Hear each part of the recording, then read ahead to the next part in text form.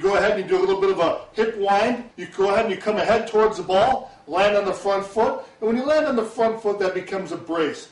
You use the rotational force of the hips, thus the rotational swing.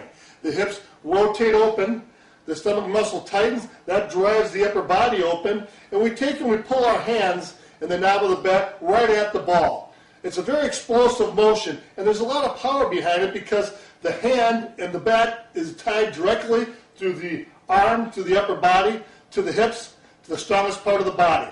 And so when we swing, we have all the mass of the body pulling and helping us generate the force forward. You'll notice we get a bat lag. Well, we get the bat lag when the hands can only go so far. Then we use our wrist to turn or to snap the bat around to bring that force forward. All that force is going forward on the lag, and then we go ahead and we use our wrist to enable the bat to guide this force forward, boom, through the ball. We continue to pull our left arm forward and let that wrist turn, full extension, and finally a finish. We hit the ball a long ways with this because we're getting a bat lag and then we're getting a snap. And you can see that the bat moves from lag back, and we redirect that force to the bat head around in the arc to the ball, through the ball, continuing on the same path with as little slowdown as possible after contact. Thus we get that second level of bat speed. Boom! Also we get a great cutting action because we're swinging level to slightly up.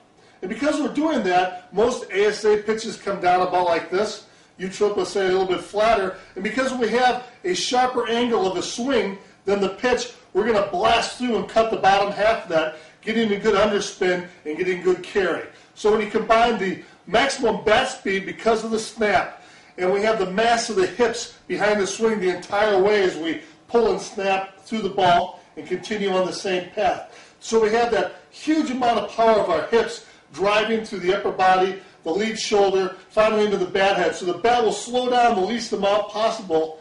When it hits the ball, it'll try to accelerate through, as Ray DeMarini once said. So this swing, because we get that second level of bat speed, that snap, and because we have the whole body, the rotating of the hips, tied all the way through the upper body, to the hand and fly to the bat head, everything in our body is still pulling and helping us snap through the ball as we continue the full extension. So we have the mass of the body behind the swing. And then lastly, we have the level of the slight upswing, which gives us that great cutting action, gives us underspin, enables us to hit fly balls that are going to carry a long ways. So watch the following clips and understand how the pro players utilize the proper swing plane along with the great rotational mechanics to develop the best in power and consistency. And as you work on your own swing mechanics, make sure that you understand and utilize the proper swing plane.